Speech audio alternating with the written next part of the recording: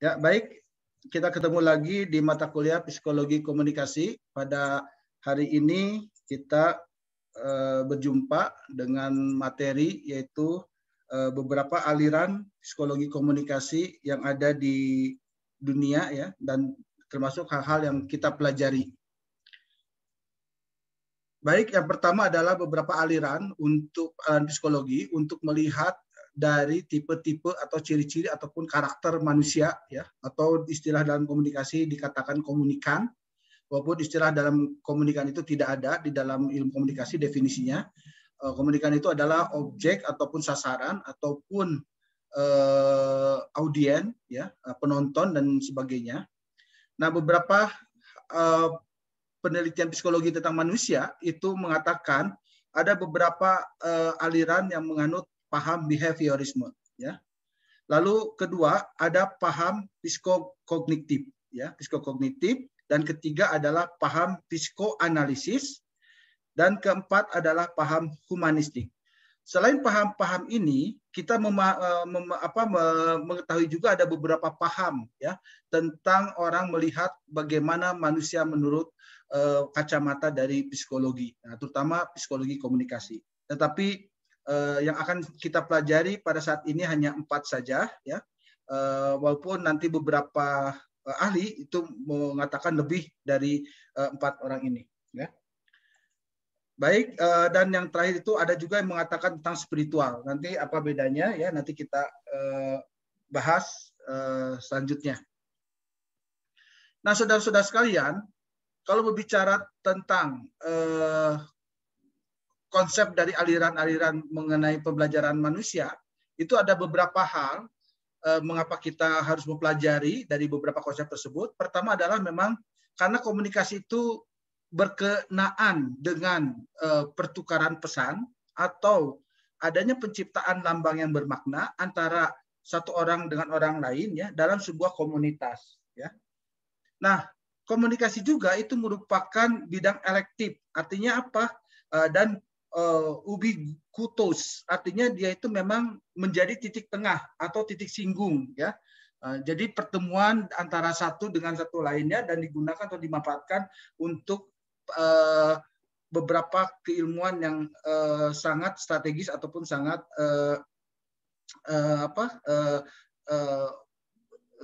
praktis ya, digunakan secara praktis. Nah, ketika kita berbicara tentang manusia, maka hal yang paling dasar atau hal yang paling kenaan dengan manusia adalah yang namanya awareness. Awareness itu adalah kesadaran ataupun tentang bagaimana orang memahami tentang apa yang menjadi brain ya. Nah, kesadaran ini biasanya dikenakan dengan brain ya. Nah, selanjutnya ada juga yang namanya kehendak ya. Nah, kehendak itu adalah bersinggungan juga dengan psikologi ya. Nah, inilah konsep-konsepnya. Oleh sebab itu, kalau kita melihat dari pembagian teori-teori psikologi komunikasi ya, nah saudara ini harus hafal dan harus mengerti sekali ya tentang beberapa pembagian psikologi komunikasi ya. Jadi kalau saya sengaja dipetakan begini, biar kalau saudara membaca bukunya ya, beberapa buku yang paling terkenal yaitu dari Jalaluddin Rahmat yang baru kemarin meninggal dunia ya kena COVID. Di dalam bukunya Pak Jalaluddin pun membagi beberapa bagian ya. Nah, pertama adanya teori behaviorisme ya, yaitu dia berbicara konsep tentang manusia ya, yaitu dikenal dengan namanya homo mechanicus ya. Apa itu homo mechanicus? Adalah konsep yang memandang manusia itu sebagai makhluk yang digerakkan semaunya oleh lingkungan. Artinya apa?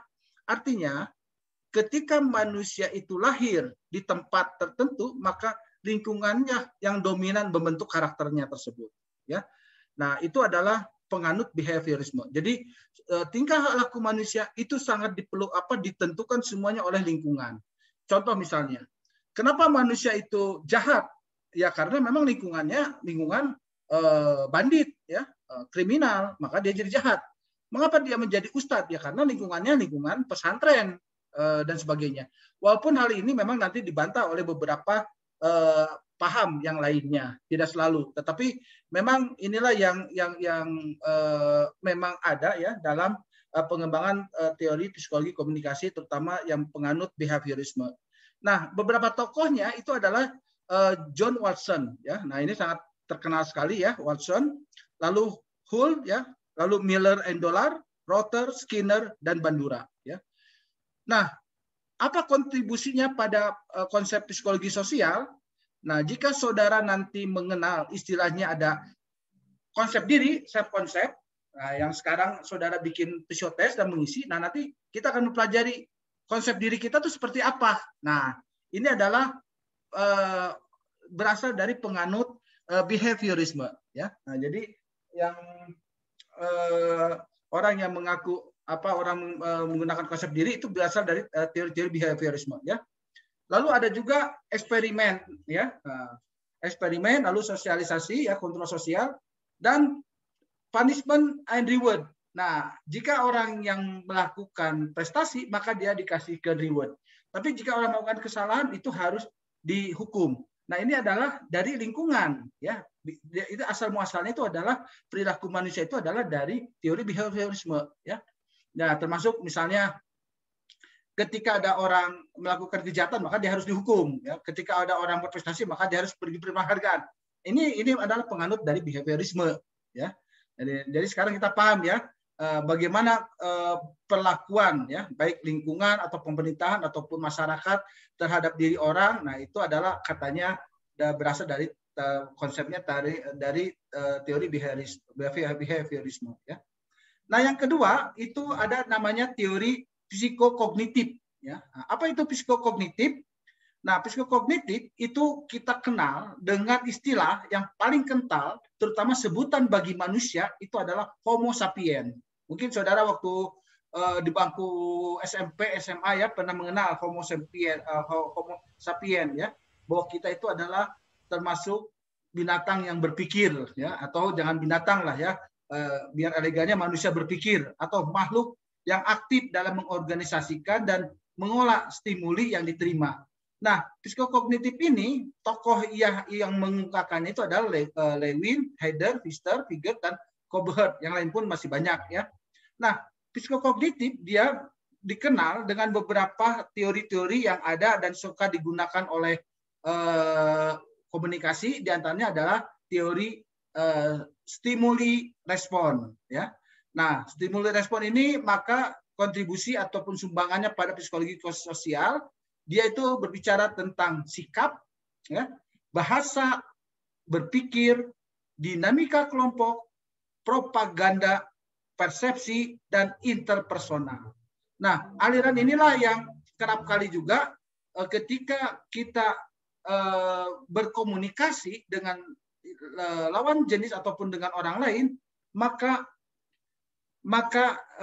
selalu ada yang namanya sikap ataupun bahasa, yaitu common, ya, persamaan, ya, lalu thinking, ya, dan dinamika kelompok serta persepsi serta komunikasi antar kelompok ataupun komunikasi antar persona, ya. Nah, paham ketiga adalah adanya psikoanalisis. Nah, apa itu psikoanalisis? Nah, psikoanalisis itu adalah tokohnya Sigmund Freud. Nah, saudara mungkin kenal, ya, Sigmund Freud yang terkenal, atau Abraham Harney, ya, Erikson, Adler, J. Jung, ya. Nah, dia mengatakan manusia itu adalah sebagai homo valen. Apa homo valen? Adalah manusia diibaratkan, dia melukiskan manusia itu sebagai makhluk yang digerakkan oleh keinginan-keinginan terpendam, ya. Apa itu keinginan-keinginan terpendam? Nah, nanti kita akan mengenal yang namanya beberapa hal, ya. Di antaranya itu ada id, ada ego, ya, ada super ego, ya. Nah, inilah yang biasanya dikemukakan oleh Sigmund Freud. Maka dia berkembang menjadi sebuah perkembangan kepribadian, ya. Lalu ada bagaimana manusia itu bersosialisasi dan bahkan menjadi identifikasi, ya, identifikasi manusia dalam pembagian. Dan ada pula dari agresi, ya, budaya, perilaku, dan sebagainya, ya. Nah, yang keempat itu ada paham ataupun aliran ataupun misalnya teori humanistik. Nah, apa itu humanistik? Nah, humanistik itu biasanya dikenal dengan homo laden, ya. Homo laden itu apa?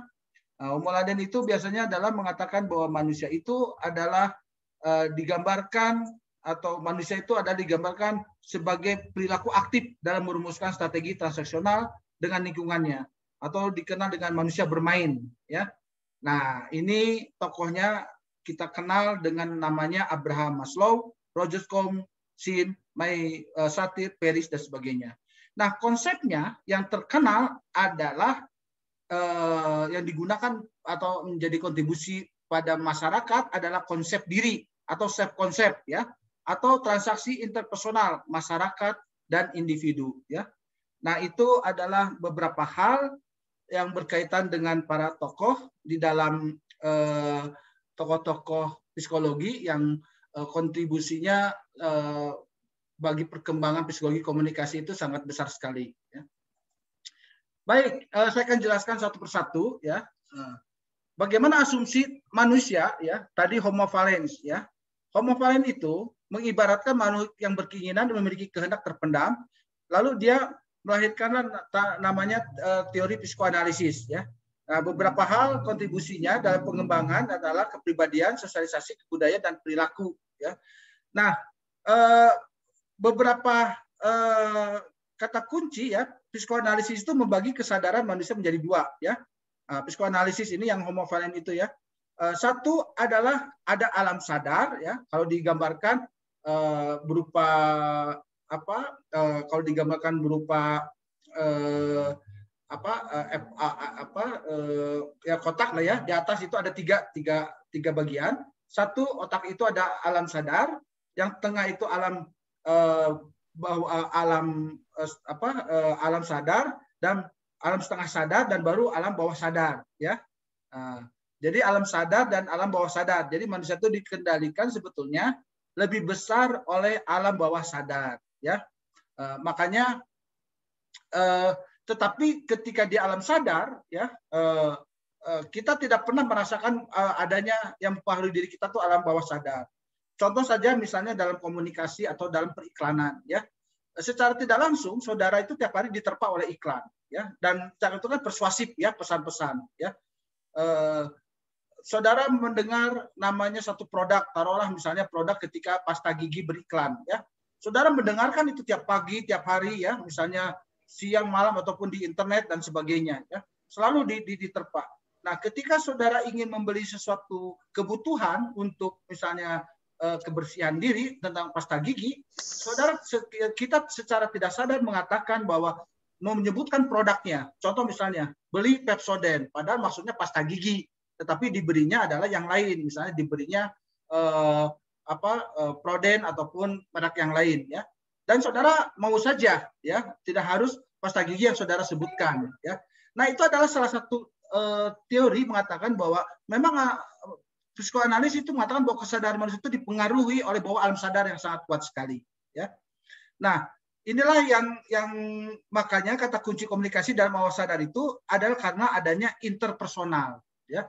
Jadi makanya dalam level komunikasi, saudara tahu, ya, dalam komunikasi itu kan ada intrapersonal, antarpersonal, komunikasi kelompok, komunikasi publik, komunikasi organisasi, komunikasi budaya, ya, lalu komunikasi massa, ya, baru komunikasi internasional ataupun komunikasi ya budaya sebetulnya lebih tinggi, ya, dibandingkan komunikasi media massa dan seterusnya, ya. Nah, kembali lagi kepada asumsi psikologi tentang manusia, ya. Implikasinya apa? Implikasinya adalah bahwa psikoanalisis ini mengajarkan bahwa pemaknaan dan persepsi seseorang itu dikendalikan oleh alam bawah sadar. Artinya, memahami alam bawah sadar itu menjadi kunci untuk menanamkan bagaimana pengaruh massa pada khalayak. Oleh sebab itu, inilah yang digunakan oleh orang komunikasi atau pakar-pakar komunikasi dari teori-teori komunikasi psikoanalisis digunakan, ya, untuk dia menancapkan pesan-pesan yang bisa tahan lama atau merubah pikiran manusia untuk membeli suatu produk. Oleh sebab itu, pekerjaan komunikasi itu pekerjaan bukan menjual sharing secara langsung, tapi dia merubah pola pikir konsumen agar dia mengikuti apa yang diinginkan sesuai pengiklannya ya dengan cara yaitu menanamkan pada media massa melalui alam bawah sadar penonton ya. Contoh kasus mengapa iklan pemutih banyak ditayangkan di media? Nah, karena apa? Karena tadi itu dia menanamkan doktrin ya.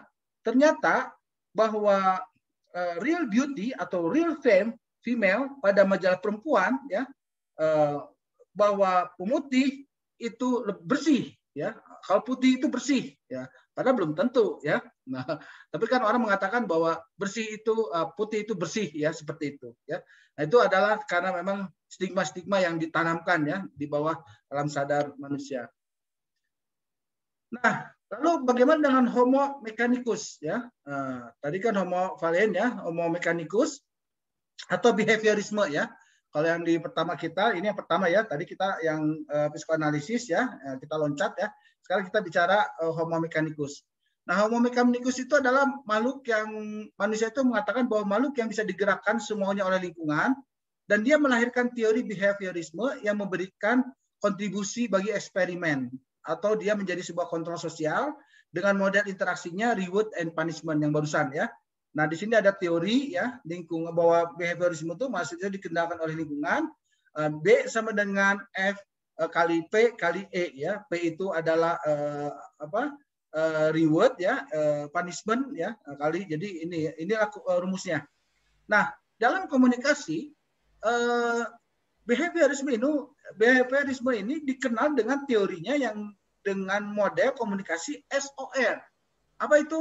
Adanya stimuli, organisme, dan respon atau teori SR, ya stimuli, respon.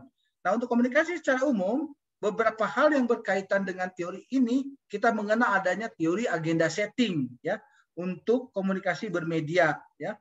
Agenda setting itu berbeda dengan teorinya uses and gratification, ya, atau Laswell. Nah, jadi teori agenda setting atau misalnya media memiliki misi ataupun untuk merubah masyarakat, ya itu kan teori agenda setting ya. Nah, itu berasal dari teori behaviorisme, ya. Artinya mereka meyakini bahwa media massa itu bisa merubah lingkungan ataupun masyarakat atau budaya tertentu, ya. Beberapa implikasi dari tradisi behaviorisme adalah selain dari agenda setting ya, teori agenda setting yaitu media massa menjadi stimuli, efek media massa yang begitu kuat responnya terhadap penonton sehingga dia mengikuti apa yang diinginkan oleh penonton.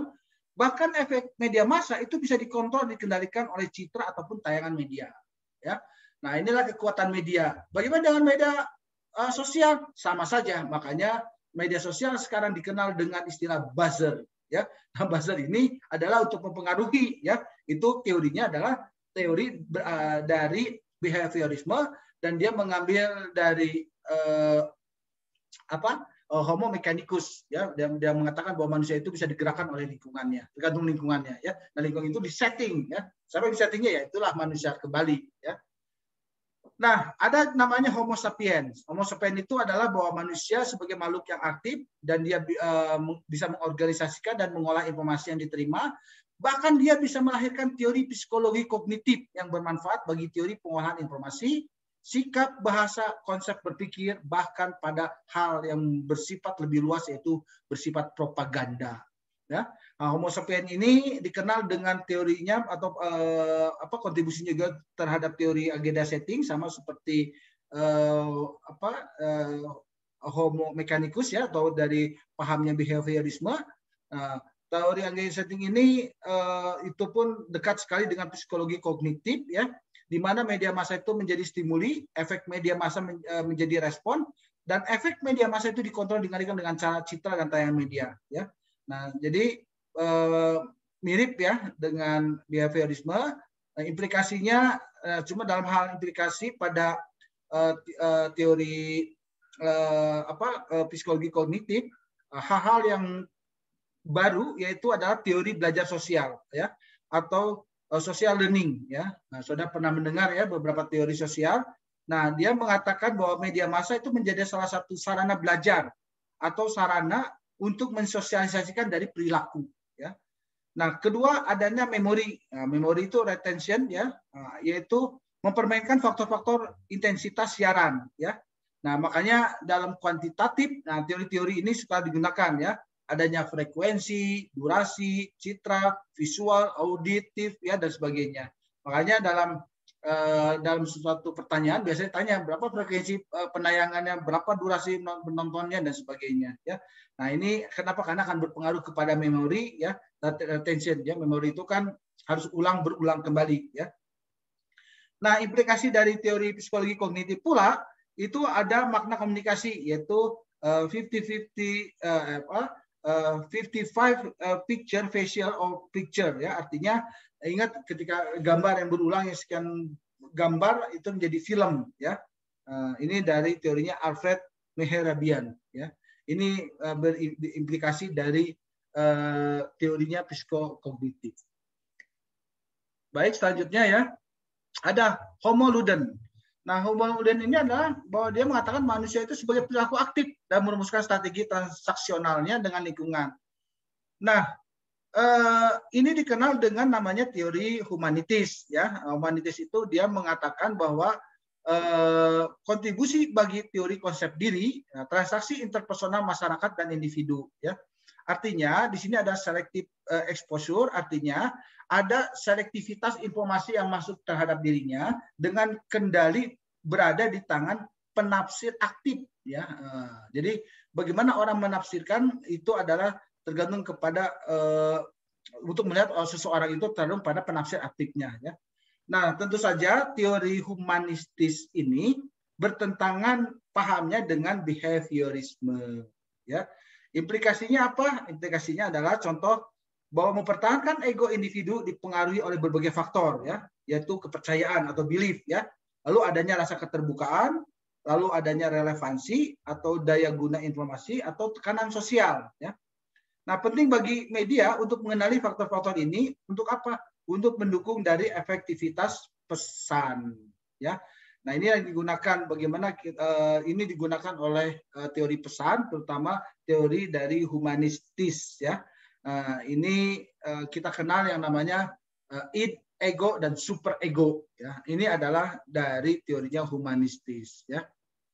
Nah, yang keempat yaitu homo simbolicum. Ya. Kelima selanjutnya ya. Homo simbolicum ini dikenal dengan yang namanya interaksionalisme simbolik. Ya. Tetapi ini tidak masuk pada kajian yang tadi keempat. Ini ada beberapa teori yang lain, ya. Kita mengenal dalam kualitatif, ya, sangat kental sekali, ya. Selain fenomenologi, ya, tahap kedua itu adalah interaksi simbolik, ya. Simbolik ini kita kenal dari tokohnya itu banyaknya komunikasi nonverbal, ya, dari Ernest Cassirer, ya. Nah, konsep ini mendorong lahirnya teori interaksi simbolik yang memberi kontribusi pada lahirnya teori-teori konstruktivisme, ya, seperti semiotika, interpretasi, dramaturgi, dan sebagainya. Ya. Lalu makna ini tidak tercipta dengan sendirinya. Ya. Manusia itu aktif mengkonstruksikan makna, lalu makna adalah simbol dari realitas, dan komunikasi bukan realitas yang dibicarakan, melainkan simbol realitas itulah yang dipertukarkan. Ya. Sekali lagi, dalam komunikasi bukan realitas, ya, kenyataan yang ada dibicarakan, justru simbol-simbol realitas itulah yang dipertukarkan.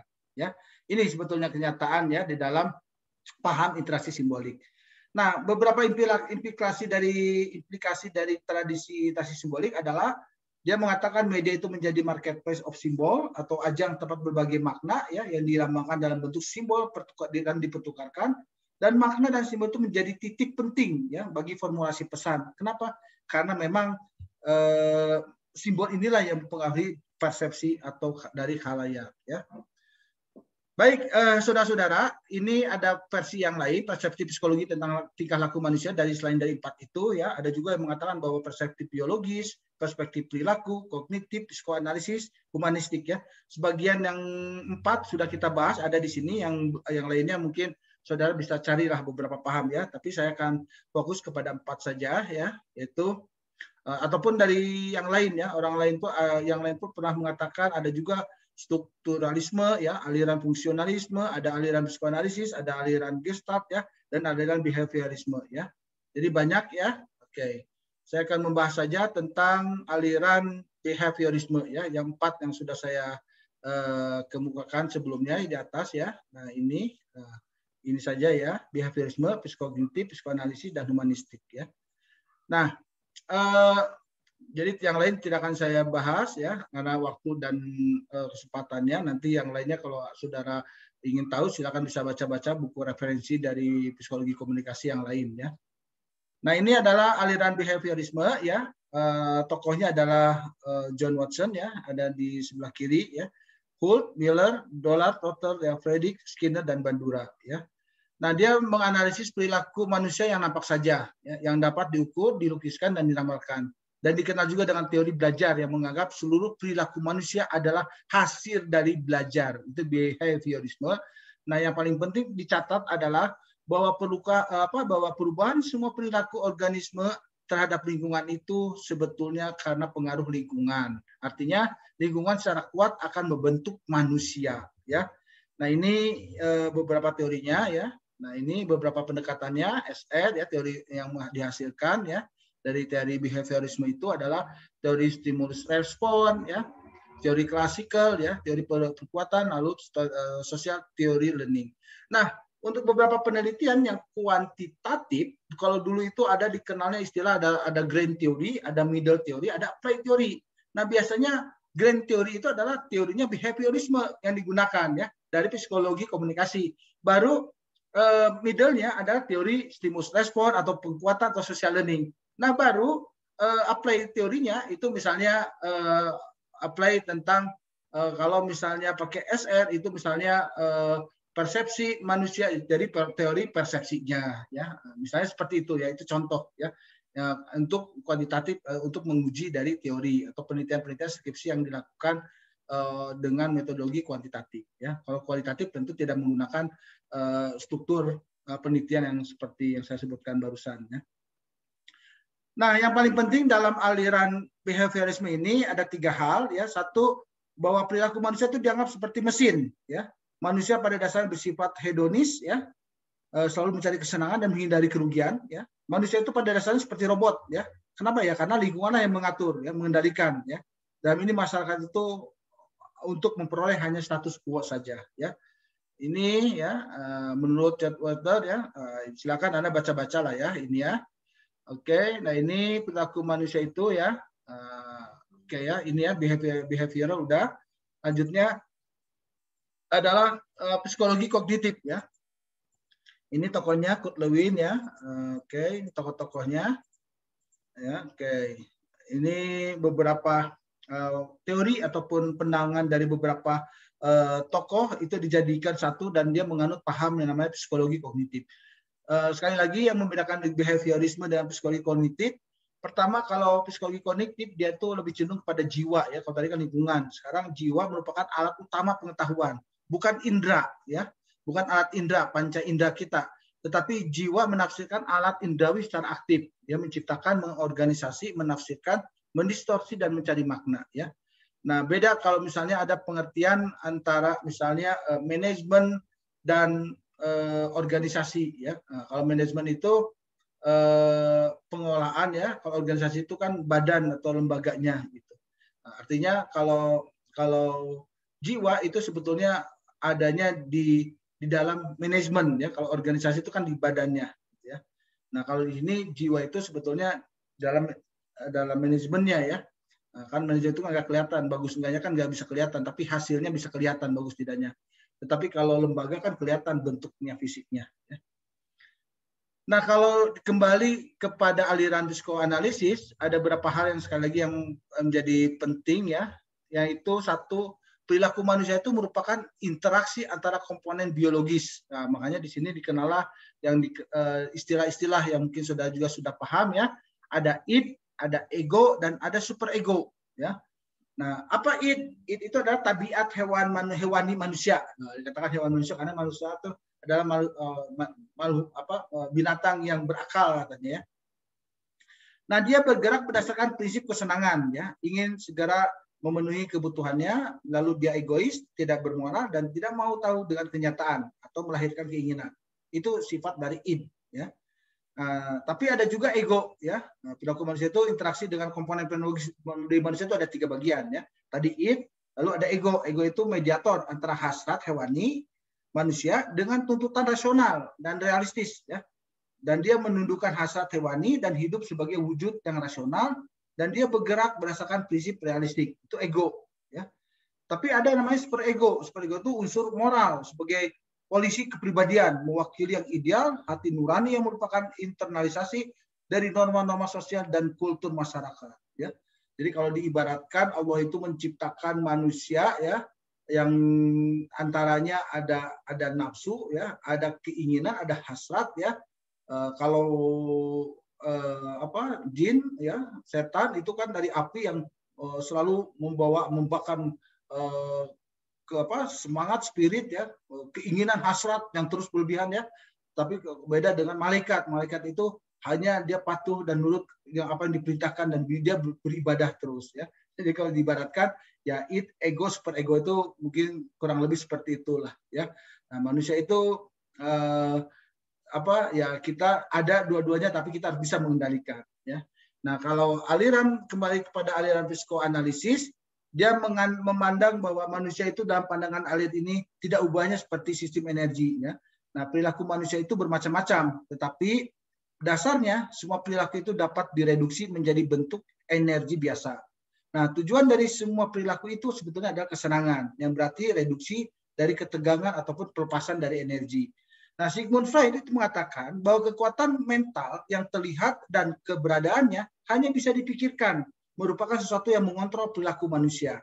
Ya, aliran ini pertama-tama memandang manusia berdasarkan kesadaran jiwa. Ya, di sini Freud membatasi pada dua kekuatan dasar, yaitu seks dan agresi. Ya, jadi menurut Freud itu ada 3 level proses kejiwaan. Ya, nah ini yang terkenal, ya, dari aliran psikoanalisis yang selalu digunakan oleh iklan dan sebagainya, yaitu ada pikiran sadar, ya, sadar yang sekarang saudara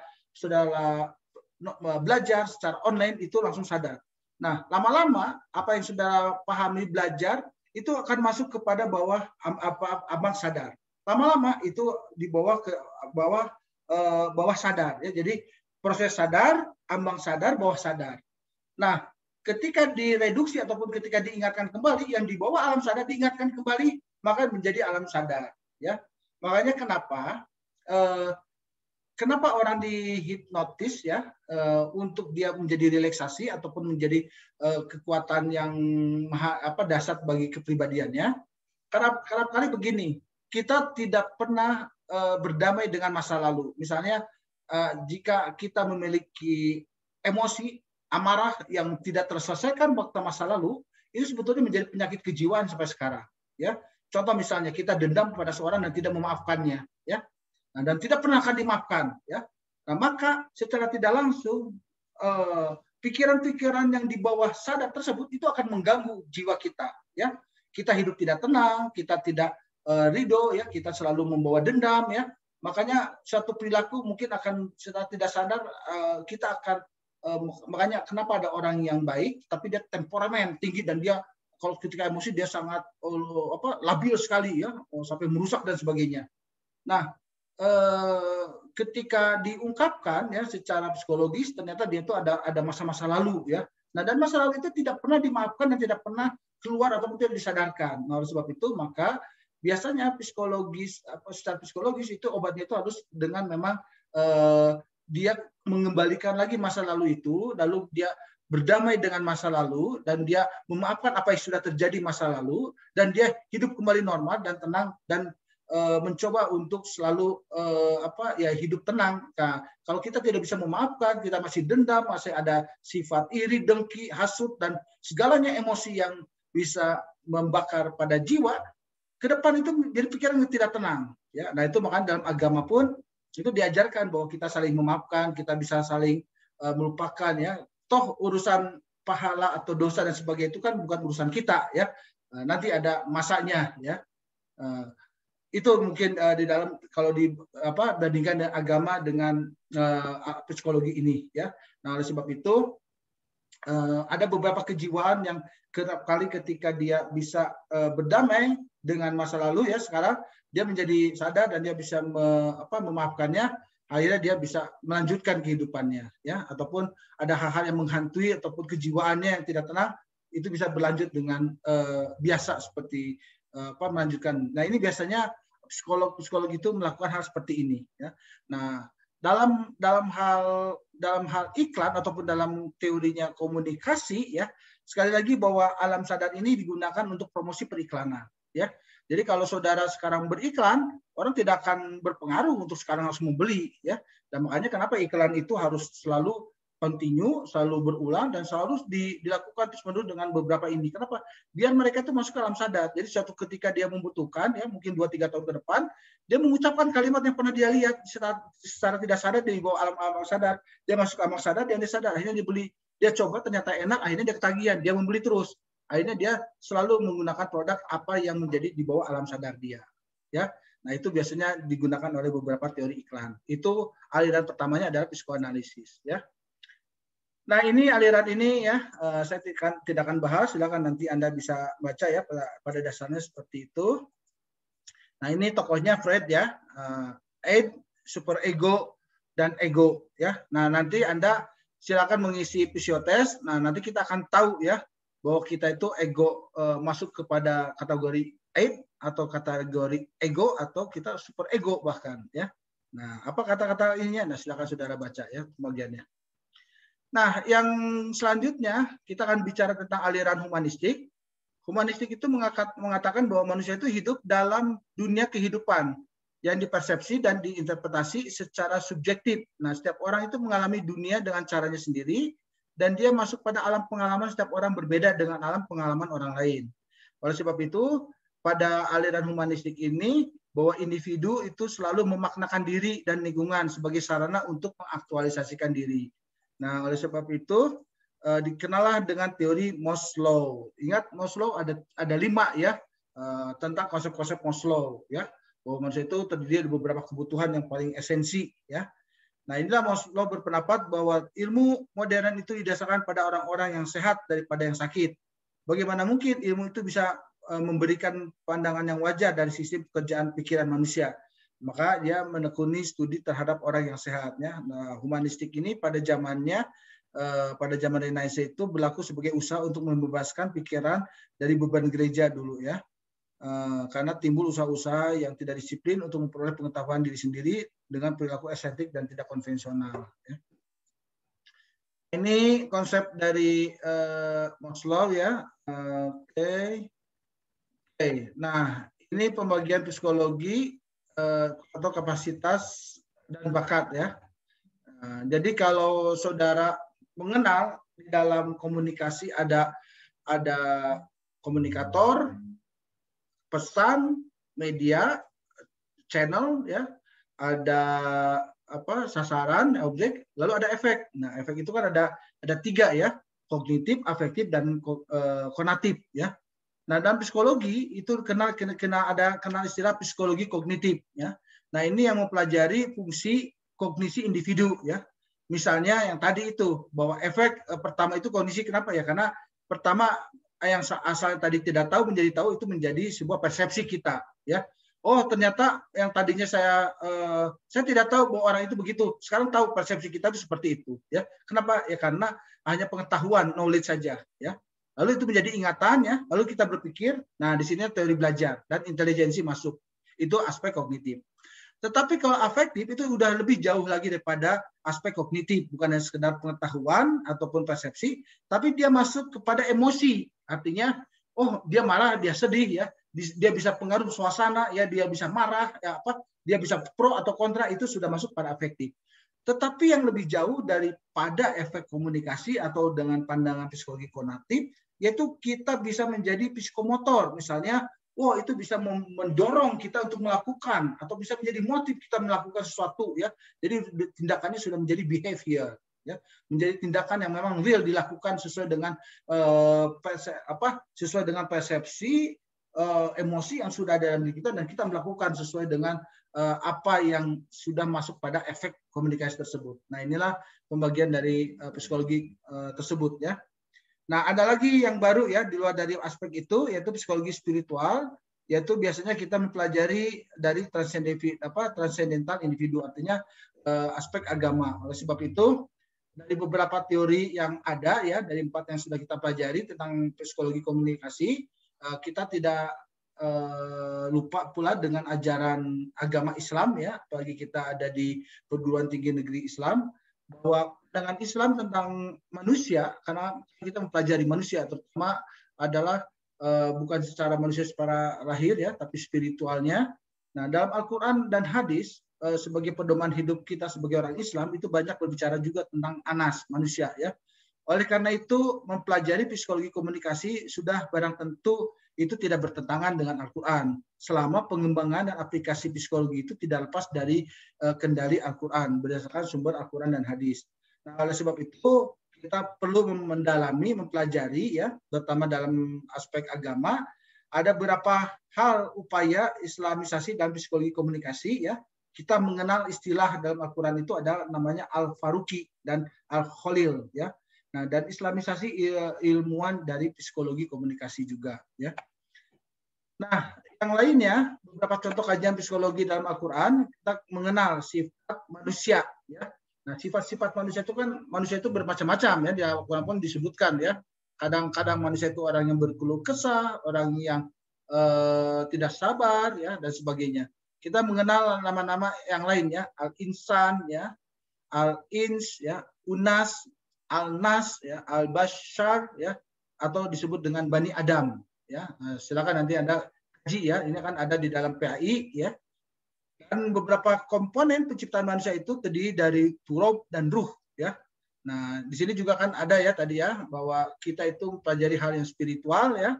Nah, kalau di istilah dalam Quran itu ada turab ya dan ruh dalam agama Islam ya, yaitu potensi buruk dan baik serta kompleks dan paradok. Artinya memang kita mengenal ada istilahnya dalam rukun iman itu qada dan qadar, tapi tetap qada dan qadar itu bisa dirubah ya sesuai dengan kemampuan kita untuk bisa berusaha untuk melakukan perubahan ya. Nah, disinilah potensi buruk dan baik ya dari istilah turab dan ruh ya. Nah, Al-Quran pun menjelaskan adanya beberapa komponen kepribadian manusia ya. Ada fitrah, qalb, al, nas, dan ruh. Ya. Nah, Al-Quran pun menjelaskan beberapa tipologi ya. Nah, ada juga tipologi manusia yang tadi disebutkan ya. Yang tadi kita behaviorisme, humanistis, dan sebagainya. Nah, tipologi yang ada dalam manusia itu dalam Al-Quran disebutkan bahwa manusia itu manusia yang paripurna, insan kamil ya. Sampai dengan manusia yang paling rendah ya. Jadi yang paling sempurna, yang paling mulia, yang paling derajatnya paling tinggi itu insan kamil ya.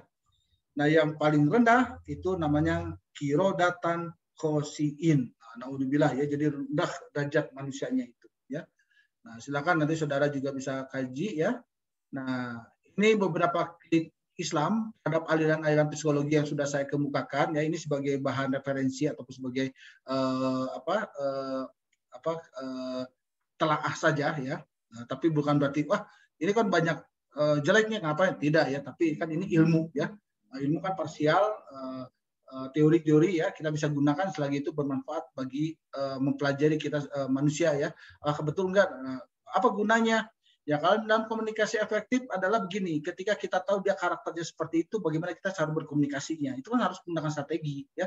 Jangan udah tahu manusianya itu introspek tapi kita menggunakan strateginya adalah yang progresif ya. Nah, itu kan tidak nyambung, nanti tidak efektif ya. Justru kita mencari cara agar bagaimana komunikasi kita efektif terhadap orang itu setelah kita mengetahui karakter ataupun masyarakat itu seperti apa ya.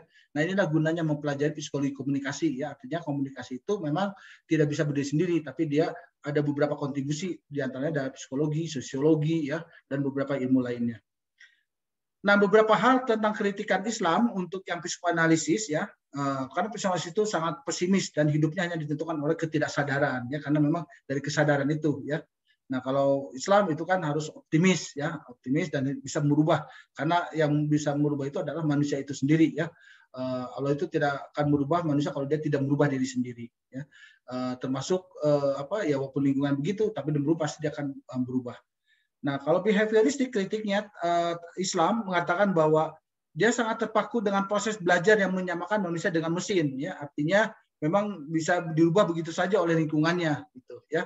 Padahal tidak kan, sekali lagi memang manusia itu adalah memiliki individu yang bisa merubah ya ketika dia ingin mau merubah ya, jadi bukan karena lingkungan ataupun dia beribarat seperti mesin. Nah, menurut humanistik bahwa sangat optimistik sehingga melupakan adanya qada dan qadar. Nah, terbalik ya, kalau tadi itu sangat pesimis, kalau humanistik itu terlalu optimis ya. Nah, tetapi kita ingat, walaupun setinggi-tingginya kita